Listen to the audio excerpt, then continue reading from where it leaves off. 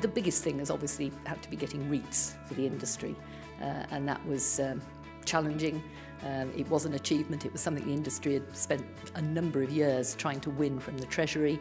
I can't claim all the credit, but being part of an alliance that managed to persuade the Treasury that REITs were the best way forward for the industry in the UK, that gave us a great feeling of success.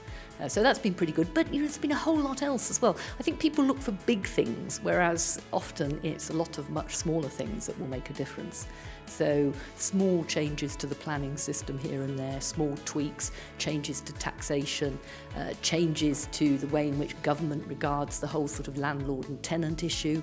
When I joined, the landlord community was under siege from the government, who felt they needed to be controlled. We possibly needed additional legislation.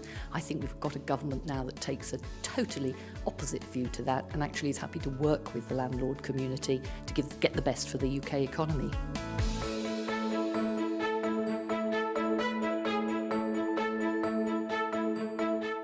Well, the obvious challenge for the next 12 months is going to be the election.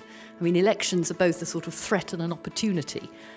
It's actually quite difficult for any single industry to try and influence what goes into the political manifestos. You know, parties have their own processes, their own sacred cows, their own particular objectives. So I think we kid ourselves if we think they're going to be queuing up to listen to us to tell them what to actually say. So the next few months are going to be quite challenging in just finding the opportunity to inject a telling word in the ear of the relevant politician. After the election, well, goodness knows, because we just have no real feel, I think, for how the results are going to go. A lot will depend on what happens in Scotland next week as well.